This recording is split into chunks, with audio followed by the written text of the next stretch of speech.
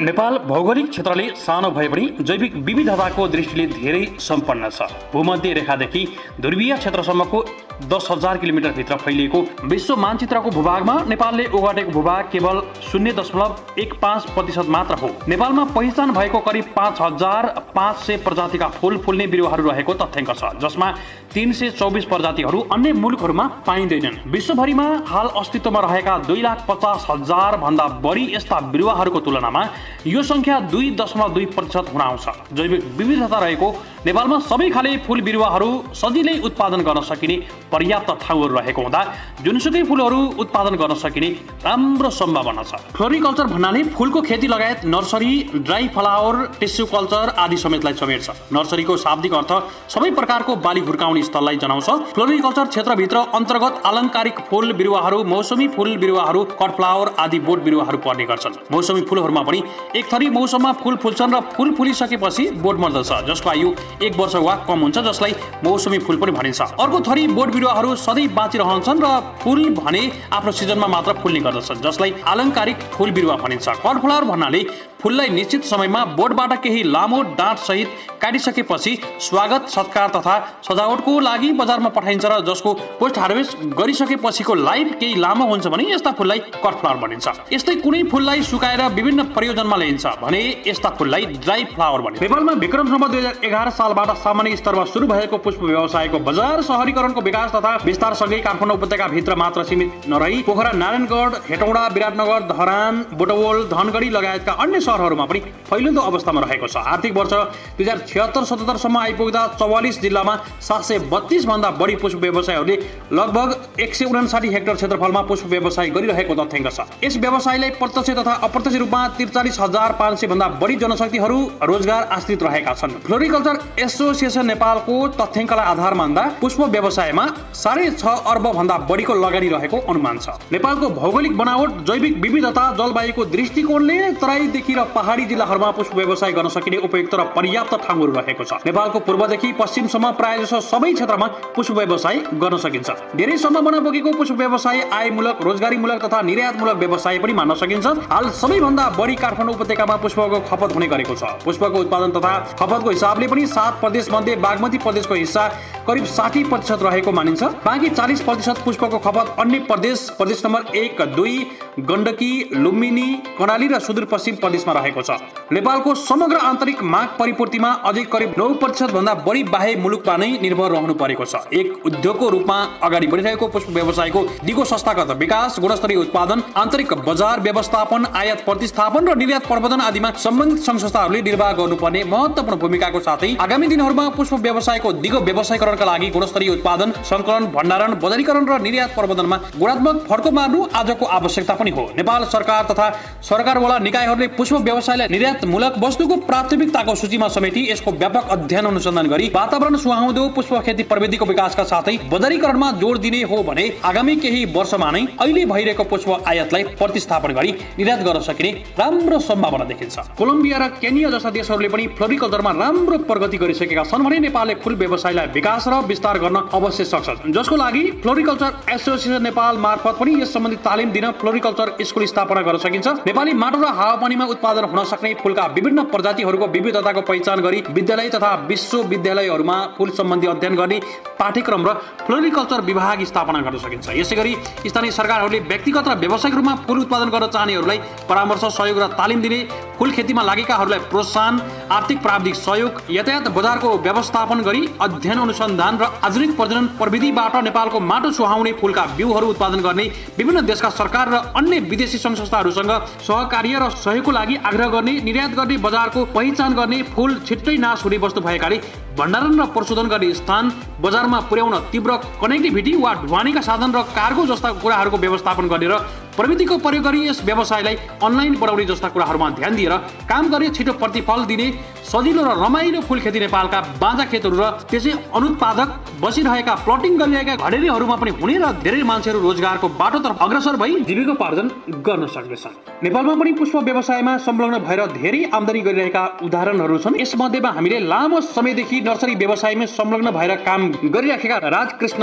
बजगाईले ललितपुरको थसीखेलमा श्रेष्ठता नर्सरी सँगै ललितपुरकै तापगाउँ दोबाटोमा स्वर्णिमा नर्सरी समेत स्थापना गरेका छन्। उनी राजकृष्ण बज्याईको स्वर्णिमा नर्सरीमै बसेर हामीले केही कुराकानी गरेका छौँ। नेपालमा पुष्प क्षेत्रको सम्भावना, भविष्यसँगै यस क्षेत्रमा समस्या चुनौतीहरू के कस्ता छन् भनेर हामीले कुराकानी गरेका छौँ। अबको क्रममा भने स्वर्णिमा नर्सरीका सञ्चालक राजकृष्ण बज्याईसँग गरेको कुराकानीको सम्पादित अंश।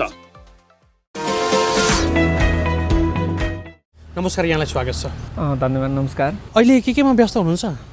अहिले चाहिँ म यही नर्सरी व्यवसायमै व्यस्त छु र अनि फ्लोरिकल्चर एसोसिएसनको केन्द्रीय सदस्य भएको कारणले त्यता पनि यसो व्यवसायीहरूको हक हितको लागि त्यता नि व्यस्त छु।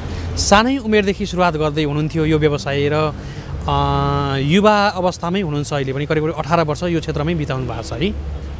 यो नर्सरी पुष्प व्यवसाय खासमा कस्तो खालको व्यवसाय रहेछ र नेपालमा कतिको सम्भावना छ यो क्षेत्रको चाहिँ?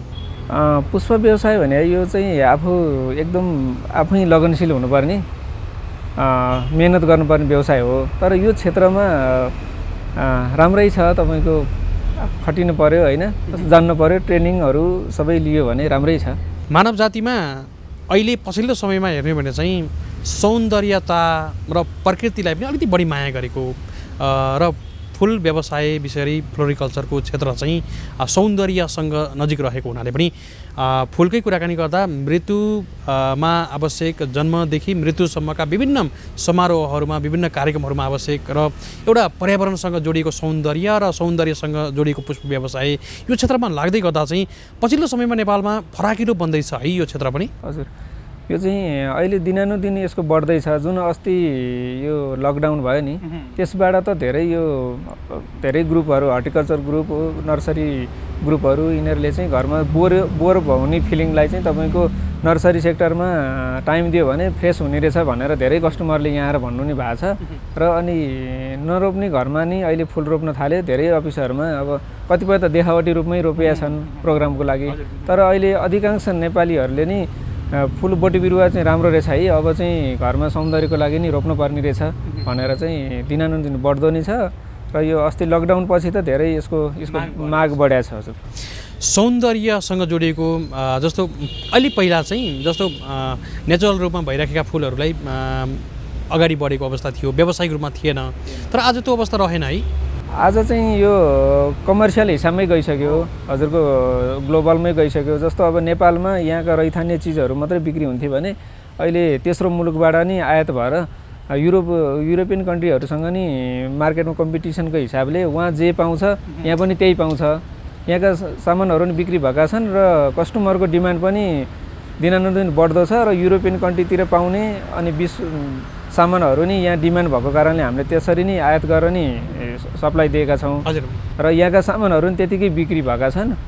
यसको माग चाहिँ बढ्दो धेरै छ। अलिकति हामी सम्भाव्यताको विषयमा अलिक पछाडि प्रवेश गरौँला। हजुर, यहाँसँग जोडिँदै गर्दा चाहिँ अलिकति सङ्घर्ष गर्नुभएको छ, यो क्षेत्रमा लामो समयदेखि लाग्नु भएको छ। सानै उमेरदेखि जोडिएर 18 वर्षदेखि नै यो क्षेत्रमा संलग्न भएर आफै प्रत्यक्ष रूपमा जोडिएर चाहिँ लागिराख्नु भएको छ। यो क्षेत्रबाट एउटा आफू सफल बन्दै गरेको, जीविकोसँग जोडिएको, अन्यहरूलाई पनि एउटा प्रेरित गरेको कुरा त छँदै नै छ। यद्यपि यो क्षेत्रमा लाग्दै गर्दा यो क्षेत्रमा आउँदै गरेका सङ्घर्षका कुराहरू, अलिकति चुनौतीका कुराहरू पनि सार दिनुहोस् न। अहिले आफै एउटा यो नर्सरीमा बस्दै गर्दा एउटा सफल व्यवसायीको रूपमा पनि अगाडि बढ्नु भएको छ। होइन, यो क्षेत्रमा लाग्दा सर्वप्रथम त म सबैलाई के भन्छु भने मैले चाहिँ अब एक्सपिरियन्स चाहिँ 9 वर्ष गरेँ। त्यो एक्सपिरियन्सको आधारमा अनि त्यो टाइममा चाहिँ धेरै तालिमहरू लिएको कारणले धेरै चुनौती पऱ्यो मलाई। तपाईँ जस्तो अब धेरै नाम सिक्नदेखि लिएर मल, बिउ इत्यादि धेरै कुराहरूमा एक्सपिरियन्स गर्नै टाइम लाग्छ।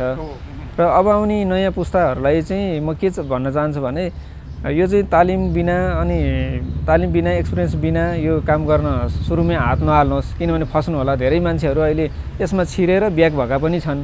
हामीले राम्रो भएको हेर्छौँ तर ब्याक भएको पनि हामीले चाहिँ हेरिरहेका छौँ। किनभने सङ्घर्ष व्यवसायीहरूको हक र हितको लागि फ्लोरिकल्चर एसोसिएसनको केन्द्रीय सदस्य भएको नाताले नै म के भन्छु भने सबै व्यवसायीहरू तालिम लिएर गरेका छैनन्।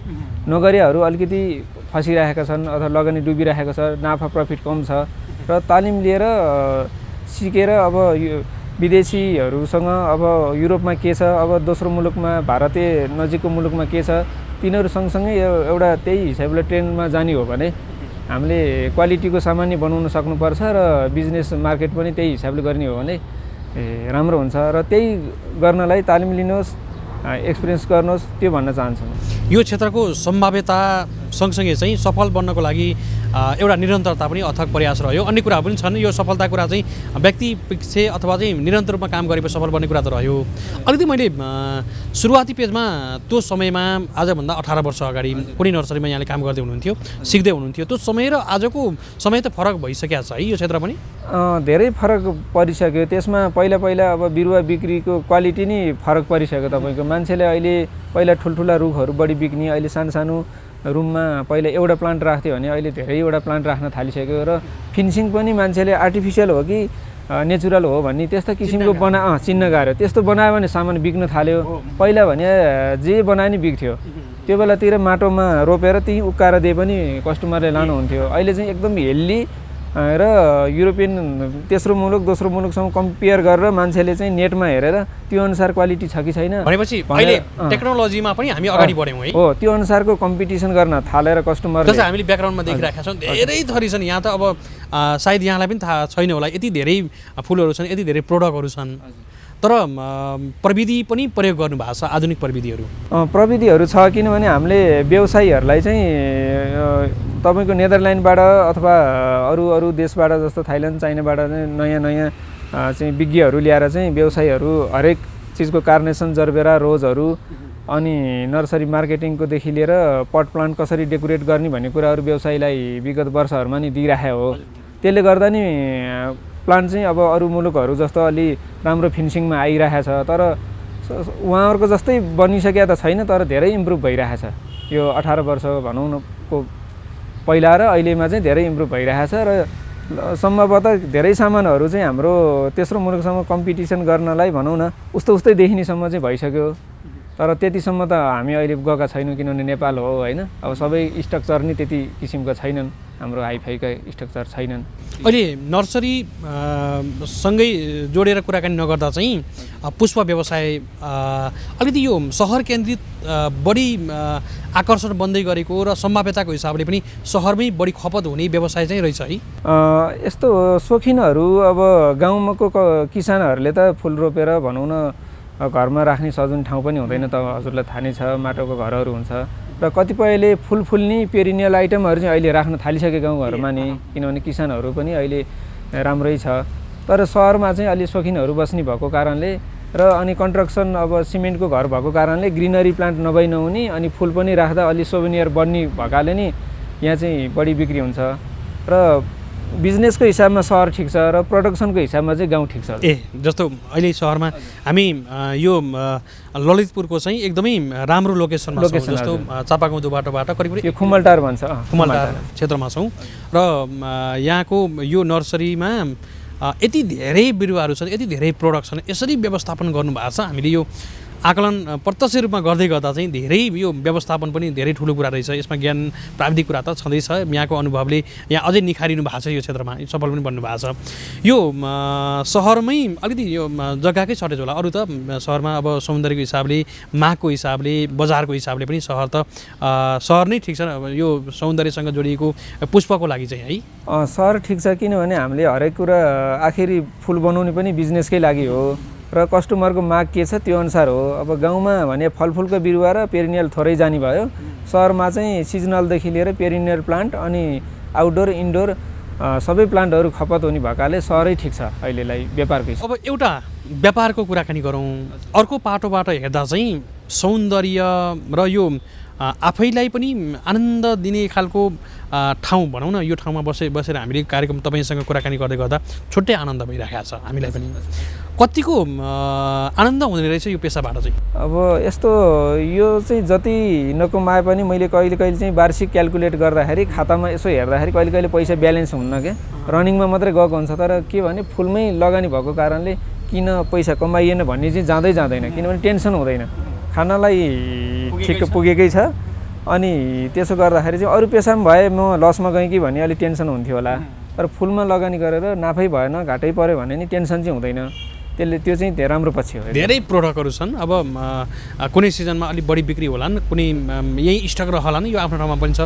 तर यो चाहिँ जति धेरै समय राख्यो त्यति बिरुवा बढेको छ, यसको मूल्य पनि बढ्दै जाने कुरा भयो। यसमा त आनन्द आउँछ है। पेरिनियल प्लान्टहरू विशेष गरी जति बढ्यो हामीले रेट पनि त्यसमा अब एड गर्दै जान्छौँ, किनभने त्यो गरिएन भने भोलि लेबर कस्टदेखि लिएर सबै हाम्रो लगानी चाहिँ त्यसमै हुन्छ। तर सिजनल आइटम भने चाहिँ टाइममा बिकेन भने हाम्रो चाहिँ त्यो डिस्पोजै गर्नुपर्ने हुन्छ होइन। त्यसले गर्दा अब सिजनललाई अब पुरै फुलेर फ्याँक्ने स्थितिमा अलिकति लो रेटमा पनि दिनुपर्ने हुन्छ र पेरिनियल प्लान्ट भने चाहिँ हामीले जति बढ्यो त्यति हाम्रो कस्ट पनि एड गर्दै जानु हुन्छ, फाइदा पनि हुन्छ र हेल्दी पनि हुन्छ बोटहरू। एउटा जीवनमा चाहिँ सफल बन्ने कुरामा निरन्तर रूपमा जुनै पनि काम गऱ्यो भने त्यसलाई अलिकति पृथक ढङ्गले गर्नु पर्यो, त्यसमा मन लागेर गर्नु पर्यो, निरन्तरता दिनु पर्यो भन्ने कुरा त रहन्छ नै। अलिकति बाल्यकालतिर प्रवेश गर्न चाहन्छु। यहाँको अलिकति ब्याकग्राउन्ड बताउनुहोस् न। हुन त तपाईँ हामी सबैजना किसान नै हौँ, किसानका छोराछोरी नै हौँ, यद्यपि यहाँको अलिकति ब्याकग्राउन्डसँगै यो पुष्प व्यवसायमा जोडिँदै गर्दा चाहिँ कसरी जोडिनु भयो र आज कसरी रूपमा निरन्तर रूपमा अगाडि बढाउनु भएको छ, अलिकति यो कुरा पनि साथ दिनुहोस्। बाल्यकालमा त अब म गाउँमा हाम्रो यो ललितपुरको दक्षिण ललितपुर शङ्खु भन्ने ठाउँ हो मेरो स्थायी बसोबास। त्यहाँ चाहिँ अब पढियो हामीले एसएलसी वहीँबाट दिएको हो मैले। अनि +2 पढ्ने सिलसिलामा यहाँ ट्यु पाटन बसेर मैले कलेज पढेँ। कलेज पढ्दा +2 त पास गर्ने क्रममा अब गाउँमा त्यही किसानको छोरो भएपछि खर्चहरू अलिक कमै हुन्छ। त्यसले गर्दाखेरि अब आर्थिक जोहो गर्नको लागि चाहिँ यस्तै नर्सरीमा म काम गर्न नि थालेँ। पढ्दै काम गर्दै थालेँ, सुरुवात गरेँ। अनि +2 पास भयो र कामको प्रेसर पनि काम भनेपछि यो 60 सालकै कुरा हो? यो 60 सालकै कुरा हो, 60 सालको कुरा हो। अनि मैले 61 सालमा +2 सिधाइसकेको थिएँ हजुर। अनि त्यो वर्ष म यो क्षेत्रमा थिएपछि यसको मैले चाहिँ कमुनीपट्टि मात्रै हेरेको छु त्यो बेला। मैले पढ्नपट्टि चाहिँ ध्यान गएन छ मेरो। भनेपछि +2बाट बाध्यता पनि थियो कि? बाध्यता चाहिँ मैले दुइटै सँगसँगै लान नि सक्थेँ, तर बढी चाहिँ हजुरको उता नर्सरी लाइनमा अब नाम सिक्ने अब इन्ट्रेस्टको विषय नै बन्यो मलाई, एकदम किसानको छोरो भएको कारणले। र पढ्नभन्दा मैले चाहिँ नर्सरीलाई टाइम दिन थालेँ र ब्रेक भयो, ब्याचलर ब्रेक भयो मेरो। अनि नर्सरी सेक्टरमै अगाडि बढेँ। अहिले आएर 69 सालमा आफ्नो व्यवसाय सुरु गरेँ मैले 9 वर्षपछि। त्यो चाहिँ मेरो एक्सपिरियन्स पनि थियो।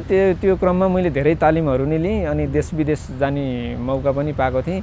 र अहिले पछिल्लो चरणमा नि धेरै तालिमहरू लिएँ, देश विदेश धेरै गएँ म। तपाईँको कोही पर्सनल विभिन्न देशमा गएँ म पर्सनल खर्च गरेर नि। कुन देश पुग्नु भएको थियो? यो यही नर्सरीकै अरू केही गर्न सकिन्छ भनेर जानुभएको थियो कि अरू भिजिटमा जानुभएको? नर्सरीकै हाम्रो एक्सपो हुन्छ कहिले कहिले, अब सेमिनार त्यस्तोमा गइन्छ।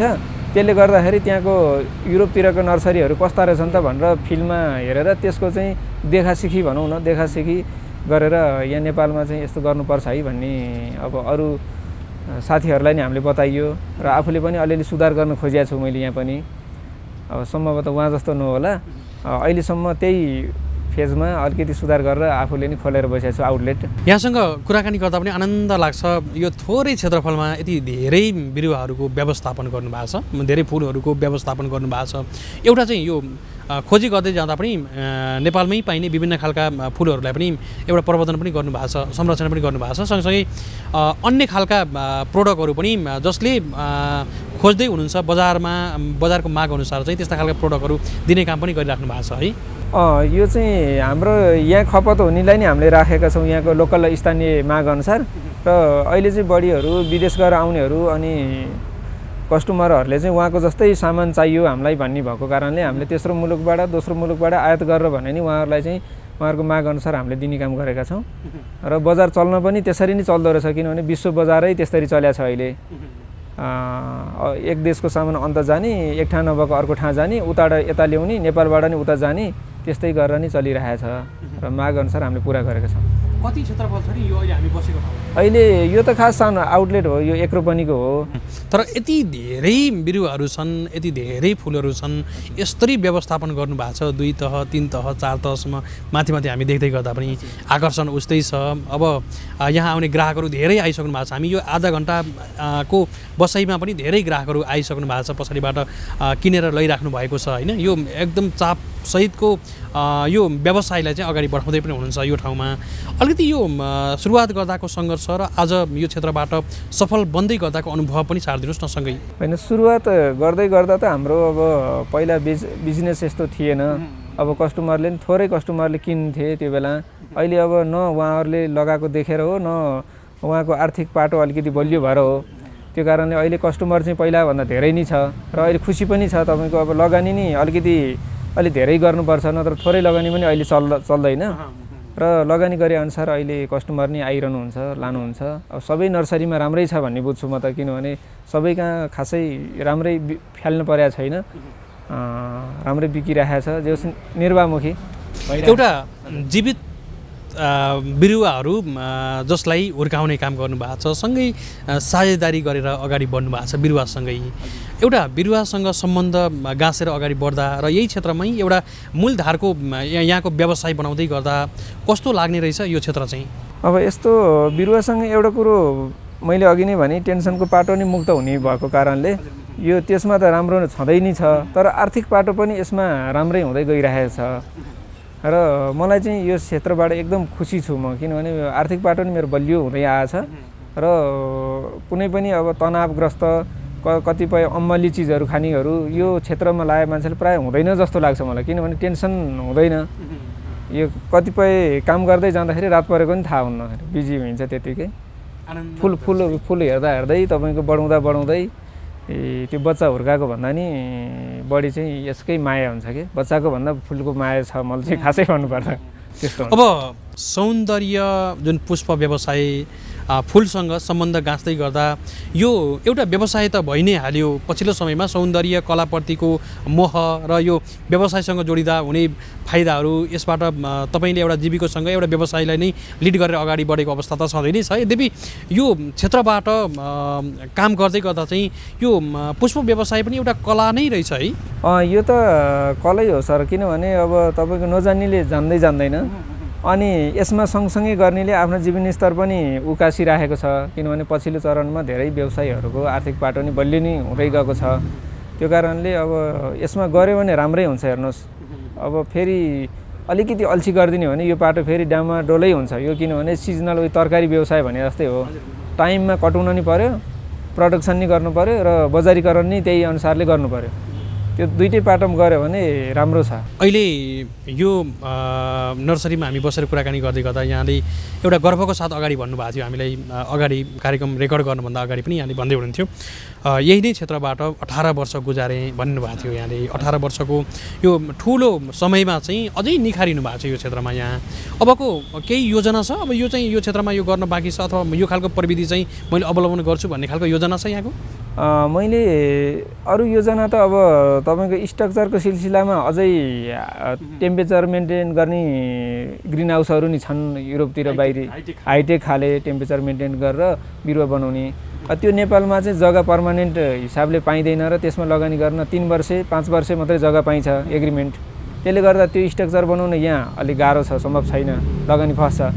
मैले चाहिँ यसैलाई प्रडक्सनको हिसाबमा अलिकति काठमाडौँ बाहिर लगेर प्रडक्सन गर्ने बाहिर, काठमाडौँ बाहिर र आउटलेट चाहिँ काठमाडौँमा, त्यो गर्ने चाहिँ योजना छ मेरो। अब भोलिका दिनहरूमा प्रडक्सन गर्ने सेन्टर चाहिँ काठमाडौँ बाहिर, भ्याली बाहिर गर्ने। तपाईँको अहिले पनि 2वटा नर्सरी छन् है? एउटा थसिखेलको रिङ रोडभन्दा अलिक भित्र छ, शिष्टता र स्वर्णिमा। अहिले हामी बसेको चाहिँ रिङ रोडभन्दा अलिकति बाहिर 1 किलोमिटर मात्रै बाहिर कुमलटार, जुन हामी चापागाउँ बाटोबाट अलिकति अगाडि छौँ। यहाँ चाहिँ केही समय भयो है? यहाँ मेरो लगभग अस्ति अब यो मङ्सिरमा 2 वर्ष पुग्छ। मैले चाहिँ यो चाहिँ म देश विदेश युरोपतिर नै डुलेँ, उहाँ अनुसारको आउटलेट बनाएको हो मैले चाहिँ। उहाँ त्यस्तै देखाएको थिएँ। अब टेम्परेचरै एसी राखेर त बनाउन सकिएन यहाँ नेपालमा, किनभने थोरै समयलाई एग्रिमेन्ट छ 5 वर्षलाई। त्यो भएकाले यो चाहिँ त्यस्तै बनाएको हो। अब तल शिष्टता त पुरानै कन्स्ट्रक्सनको छ मेरो, तर यहाँ चाहिँ अलिकति सबैले आहा भन्ने जस्तो छ। अहिले यस्तो खाले धेरै खुले काठमाडौँमा। प्रविधि चाहिँ आवश्यक नै रहेछ है? प्रविधि आवश्यक छ, किनभने मैले यो खोलेपछि लगभग मेरोमा हेर्न आएर धेरै साथीहरूले तपाईँको ठिक छ, तपाईँको जस्तै बनाऊ भनेर साथीहरूले नि बनाए। किनभने एउटा शिक्षा पनि रहेछ कि सर, एकजना गयो भने धेरैजनालाई आफूले सिक्ने अवसर पनि पाइँदो रहेछ। अब अलिकति बाल्यकालको कुरा पनि यहाँले भनिसक्नु भएको छ, सङ्घर्ष नै गर्नुभयो है, पढ्ने क्रममा पनि यहाँको +2 सम्मको पढाइलाई निरन्तरता दिनुभयो र सँगसँगै चाहिँ नर्सरीमै काम गर्नुभयो, अर्काको नर्सरीमा, र सँगसँगै आफै खोल्ने उद्यमी गर्छु, आफै गर्छु भन्ने आँट पनि यहाँले निकाल्नुभयो है, त्यो नर्सरीमै काम गर्दै गर्दा। हजुर। अलिकति त्यो समय तपाईँ अर्काको नर्सरीमा काम गर्नुहुन्थ्यो र आज आफ्नै व्यवसाय गर्नुभएको छ, त्यो पनि 2-2वटा नर्सरी आफैले संस्थापकको रूपमा अगाडि बढाउनु भएको छ। अलिकति त्यो समय र आजको समयलाई कम्पेयर गरिदिनुहोस् न। एउटा मेहनत, लगाव, लगनशीलता र निरन्तरताको यहाँको प्रयास त छँदै नै छ, यद्यपि यो क्षेत्रमा काम गर्दै गर्दा त्यो बेलाको समय र आजको समयलाई कम्पेयर गरिदिनुहोस् न। होइन, त्यो बेलामा अब फिक्स स्यालेरी हुन्थ्यो होइन, फिक्स स्यालेरी हुन्थ्यो, तलब हुन्थ्यो र सङ्घर्ष पनि अब टाइम टेबलले गर्नु पर्थ्यो। अब आफ्नो व्यवसाय भएपछि तपाईँको त्यस्तो भएन तपाईँको, किनभने हुन त अर्काको व्यवसाय नगरिकन मैले एक्सपिरियन्स लिन पाइँदैन थिएँ। म आर्थिक पाटो अलिकति जग पनि बलियो भयो र मैले अनुभव पनि धेरै बटुलेँ र चिनजान धेरै गरेँ र त्यो अवस्थामा नि म एकदम खटिन्थेँ, काम गर्थेँ। तर अहिले पनि म फुर्सदको टाइममा चाहिँ म ओनर हुँ, म 2टा नर्सरीको हुँ भनेर म त्यस्तो गर्दिनँ। म एकदम खटिन्छु र टाइम चाहिँ नर्सरीलाई एकदम दिन्छु। फुल्ली टाइम दिन्छु। आनन्द हुन्छ, खुसी हुन्छ। हजुर। तपाईँको अहिले ओनर छु भनेर मैले काम नगर्ने त्यस्तो गर्दिनँ म। त्यो बेलाको उस्तै मलाई त्यो केही उतार चढाव छैन, तर आर्थिक पाटो चाहिँ अलिकति बलियो भयो, सङ्घर्ष पनि त्यसको ठाउँ रहिहाल्यो, मैले भनिहालेँ। तर त्यो बेलामा अब अवसरको रूपमा लिन्छु म, किनभने अरूको नर्सरीमा काम गरेर मैले दुःखी हुन्न, किनभने मैले धेरै अवसर त्यहीबाट नै सिकेर अहिले काम गरिरहेको एक्सपिरियन्सको भने त्यो ठुलो अवसर हो। त्यो नगरी गर्ने मान्छे फसिन्छ। अब एउटा सम्भावनाको हिसाबले हामीले पछिल्लो समयमा सौन्दर्यसँग जोडिएको व्यवसाय पुष्प व्यवसाय रह्यो, यहाँले काम गरिराख्नु भएको छ, सम्भावना छ र यो निरन्तर रूपमा अगाडि बढेको छ। किनकि हामीले यहाँ अहिले बस्दै गर्दा धेरै ग्राहकहरूले सामान खरिद गरेर गइराख्नु भएको छ, हामी देखिराखेका छौँ। ब्याकग्राउन्डमा विभिन्न खालका प्रोडक्टहरू छन्, जुन फुल नर्सरीसँग, बिरुवासँग सम्बन्धित, विभिन्न रुखसँग सम्बन्धित धेरै बिरुवाहरू छन्, यहाँ हामी देखिराखेका छौँ। यो क्षेत्रमा सम्भावना त बढ्दो क्रमै छ, बजार फराकिलो पनि बन्दैछ। यो क्षेत्रमा केही समस्याहरू छन्, प्राविधिक चुनौतीहरू पनि हुन सक्छन्। यो सम्भावनासँगै चाहिँ समस्या चुनौतीहरू चाहिँ के कस्ता रहेका छन् यो क्षेत्रमा चाहिँ? अब होइन, अहिले त हामीले विशेष गरी अब हाम्रो मेन चुनौती चाहिँ यो अब बजार जग्गा छ नि, ल्यान्डको कुरा छ। ल्यान्डको कुरा चाहिँ अहिले प्रायः 3 वर्ष 5 वर्ष भन्दा जग्गाको पर्याप्तता छैन, किनभने कि राज्यले हजुरको यो वेस्ट जग्गा भइरहेछ नि, त्यसमा बरु टेन्डर आह्वान गरेर अलि लङ टर्मको लागि एग्रिमेन्ट गरिदियो भने त्यो राम्रो कुरो पक्ष छ। अब त्यसमा नि लबिङ त भइरहेछ हाम्रो फ्लोरिकल्चर एसोसिएसनबाट विभिन्न ठाउँ निकायहरूमा। तर अब प्राइभेट जग्गा लिइन्छ, हामीले 5 वर्षसम्म मात्रै पाउनेले गर्दा हामीलाई धेरै गाह्रो परिरहेको छ। यहाँ बनाएपछि त लगानी धेरै गइसक्यो हुन्छ। हजुर, मैले भने नि अब टेम्परेचर मेन्टेन सहितको हामीले हाइटेक स्ट्रक्चर बनाउने हो भने अब अलि लङ टर्मको लागि एग्रिमेन्ट चाहिन्छ, त्यो पाइरहेको छैनौँ। अरू कुरो भने बजारीको लागि भने त अहिले आफैले मार्केटिङ गर्ने हो र यसमा तालिम अनि हजुरको अब टेक्निसियनहरू हामीले बाहिरबाट फ्लोरिकल्चरले मगाएर भने नि व्यवसायलाई हामीले दिएका छौँ। आफ्टर कोभिड चाहिँ हामीले त्यो कार्यक्रम गर्न पाएको छैनौँ र पहिला धेरै यस्ता कार्यक्रमहरू गरेका थियौँ। अरू त्यस्तो टेक्निक मेलाहरू प्रदर्शन त हामीले वर्षको 2टा गरिरहेको थियो र आफ्टर कोभिड पछि छैन। यो चाहिँ अब सरकारले नै अब अथोराइज दिएको छैन र अब भविष्यमा त अब यो सरकारले दिएको खण्डमा हाम्रो त्यो निरन्तरता भइ नै हाल्छ। बिरुवासँग रुखहरूसँग अथवा अहिले साना रुखहरू जुन पछि चाहिँ एउटा प्रोडक्टको रूपमा फलफुल अथवा लगायत अन्य बिरुवाहरू पनि छन्, यहाँ देखिराखेका छौँ। यो चाहिँ यिनीहरूको विशेषता अथवा यो चाहिँ यस्तो खालको छ अथवा यसलाई यो भयो भन्ने कुरा त सँगै नै साझेदारी गर्दा अघि हामीले बिरुवासँग सम्बन्ध कुरा गऱ्यौँ, यो चाहिँ यहाँ सँगै बसेर मात्रै बुझिन्छ है। तपाईँको कुन फुललाई के मल हाल्ने र कुन ठाउँमा राख्ने भन्ने कुराहरू, अब कुन फलफुल कुन टाइममा फल्छ, कोही अब असारमा चिचिला लाग्ने हुन्छ, मुन्तला अलि ढिला फुल फुल्छ, अब कोही अगाडि फुल फुल्छ, अब त्यो फुल फुल्ने टाइममा कुन मल हाल्ने, त्यस्ता कुरा टेक्निकल कुराहरू बिरुवा बिछि नै फरक हुन्छन्। त्यो कुराहरू चाहिँ सँगसँगै प्र्याक्टिकल्ली रूपमा हामीले काम गर्दै जाँदाखेरि मात्रै थाहा हुन्छ र अब ट्रेनिङ मात्रै हलमा लियो, प्र्याक्टिकलमा उत्रेन भने त त्यो सम्भव हुँदैन। प्र्याक्टिकलसँगै काम गरेरै निखारिनु भएको छ। त्यो ननिखारिए भए सायद लगानी फस्थ्यो होला अथवा सक्सेस हुन्न थियो होला, त्यस्तो हुन्छ। र अरू साथीहरूलाई नि यो प्र्याक्टिकल नगरिकन लगानी नगर्नुहोस् भन्न चाहन्छु। पहिला चाहिँ सिक्नै पर्यो यो चाहिँ। सिक्नै पर्यो, लकडाउन सिक्नु पर्यो। सिक्ने पनि क्लासमा रुममा बसेर होइन कि प्र्याक्टिकल फिल्डमा आएर चाहिँ सिक्नु पर्यो, अनुभवीसँग सिक्नु पर्यो। धेरै मान्छेहरूले अहिले नाम जान्ने सुरु गरिहाल्ने त्यस्तो व्यवसायीहरू पनि छन्। तिनीहरूलाई चाहिँ अलिकति राम्रोसँग नर्सरीमै प्र्याक्टिकल्ली रूपमा सिकेर लगानी गर्दा राम्रो हुन्छ भन्छु। एउटा सिजनेबल फुल जुन विभिन्न खालका मौसमहरूमा उत्पादन हुन्छ, यसलाई सँगै बजार गरेर अगाडि बढ्ने कुरा त रह्यो। सँगसँगै अहिले पछिल्लो समयमा कस्ता कस्ता बिरुवाहरूका माग छन् बढी चाहिँ बजारमा चाहिँ? बढी चाहिँ अहिले इन्डोरहरूको चाहिँ बढी डिमान्ड आइरहेको छ। किनभने अहिले मान्छेहरूले घरमा नि पहिला एउटा प्लान्ट राख्थ्यो भने अहिले 15-20वटासम्म राख्न थालिसके। टिभी हेर्नेको इन्डोर प्लान्टहरू हामीले टिभी हेरिन्छ भने दायाँ बायाँ अहिले अक्सिजन दिने भनेर जुन नासाले प्रुभ गरे प्लान्टहरू धेरै भेराइटी छ। यो आवश्यक पनि छ। अनि बेडरुममा नि सुत्न अब अक्सिजन दिने खाले प्लान्टहरू धेरै निस्किया छन् अहिले। भित्र नै राख्न मिल्यो। 10-15 थरी अहिले 10-15 थरी मकामा पनि छ अहिले। अनि बेडरुममा नि राख्ने, बाथरुममा नि राख्ने, किचनमा नि राख्ने, अनि बैठकमा नि 15-20वटा राख्ने गर्दाखेरि इन्डोर प्लान्टको डिमान्ड चाहिँ दिनानुदिन बढ्दो छ। सिजनल फुल यो त आवश्यकता पनि देखियो है, एउटा अवेरनेस भयो भने त सबैलाई आवश्यक रहेछ। सबै घरमा अथवा अहिले काठमाडौँकै कुराकानी गर्दा धेरै चाहिँ अर्काको घरमा रेन्टमा बस्नु भएको छ, फ्ल्याटमा अथवा कोठामा बस्नु भएको छ, उहाँहरूलाई पनि आवश्यक देखियो है। एउटा मात्रै रुम लिएर बस्ने कस्टमरलाई पनि इन्डोर प्लान्टहरू चाहियो। अनि सिजनल फुल भने चाहिँ अब घरहरू अहिले 3 आना 4 आनामा बनिया छन्, लाउने ठाउँ कम छ। त्यसले गर्दा सिजनल फुलको बिक्री चाहिँ पहिलाभन्दा अलिकति कम्ती छ। तर इन्डोरहरू अनि फ्रुइट आइटमहरू छन् नि, कक्षीमा प्रायःले 2-4वटा फलफुलका बोट चाहिँ गमलामा फल्ने टाइपको सबैले राख्नुहुन्छ कस्टमरले। र इन्डोर प्लान्ट त एकदम राख्नुहुन्छ। यो जग्गा भयो भने त गार्डन पनि मान्छेलाई सोखको रूपमा अगाडि बढेको छ है। इन्डोरको बढी यो कस्टमरले राख्न खोज्नु भएको चाहिँ यो लकडाउन पछि चाहिँ उहाँहरूले चाहिँ धेरै खोज्नु भयो। किनभने जुनसुकै नर्सरीको डिमान्ड पनि इन्डोर चाहिँ मेरो बढी बिक्री भएको छ भन्ने व्यवसायीहरूको कुरा छ, धारणा छ। र मका पनि इन्डोरहरू चाहिँ एकदम राम्रो बिक्री हुन्छ। ठुला होइन कि सानसाना खाले अक्सिजन दिने टाइपको इन्डोर बिक्री हुन्छ। अन्तिम खण्डमा छौँ, केही भन्न चाहनुहुन्छ सम्बन्धित निकाय सरकारवाला यो क्षेत्रमा काम गर्दै गर्नुभएका व्यक्तिहरू, आम उपभोक्तावर्ग, यहाँहरूका ग्राहक लगायत आम जनमानसलाई केही सन्देश दिन चाहनुहुन्छ यो क्षेत्रबाट? यो क्षेत्रबाट मैले अब यो नर्सरीको मैले प्रोपाइटरै म हो होइन, नर्सरीको प्रोपाइटर प्लस फ्लोरिकल्चर एसोसिएसनको सदस्यको नाताले नै मैले के भन्छु भने हाम्रो यो पुष्प क्षेत्रलाई सरकारले लङ टर्मको लागि जग्गा उपलब्ध भयो भने रेन्ट पनि तिर्छ। मैले सित्तैमा मागेको होइन, लङ टर्मको लागि हामीलाई चाहियो। र अर्को कुरा तपाईँले कस्टमरलाई भन्नुभयो, कस्टमरले नि अहिले यो हजुरको अनलाइनबाट चाहिँ यो फोटो हाम्रो नर्सरीमा आएर राम्रो फुलको खिच्ने र लाँदाखेरि भर्खर रोपेको सानो बिरुवा लाने त्यस्तो गुनासोहरू आइरहेछ। र फुल चाहिँ आफूले हेरेर चिनेर मात्रै किन्नु होला। अब प्राय हजुरले एउटा अब देख्ने एउटा किन्ने एउटा त्यस्तो भइरहेछ। र राम्रो हेरेर किन्नु होला।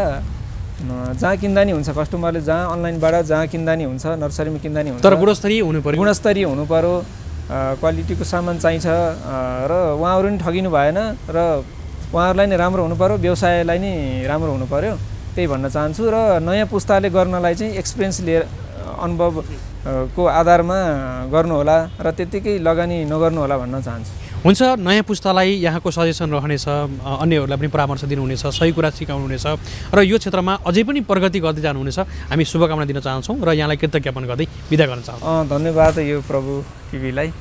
हुन्छ, अहिले बिदा गर्छौँ। हजुर, हामीले यति बेला स्वर्णिमा नर्सरीमै बसेर कुमलटार एरियामा रहेको छ, यहाँ बसेर हामीले यो कार्यक्रम तयार गरेका छौँ। हामीले विभिन्न खालका बिरुवाहरू, जुन सौन्दर्यको कुरा हामी गर्दै गर्दा विभिन्न खालका फुलहरू, बिरुवाहरू चाहिँ बिरुवाहरूकै माझमा बसेर चाहिँ हामीले यो कार्यक्रम तयार पनि गरेका छौँ। र आजको श्रृङ्खला अझै विशेष बनेको छ, हामीले यो महसुस गरेका छौँ। र कार्यक्रम उत्पादनमा सहयोग गर्ने सम्पूर्ण कार्यक्रम उत्पादक युनिटसहित असीम सापकोटा पनि यहाँहरूको माझबाट बिदा हुन चाहन्छु। तपाईँ भने हेर्दै गर्नुहोला प्रभु टिभी HD। नमस्कार।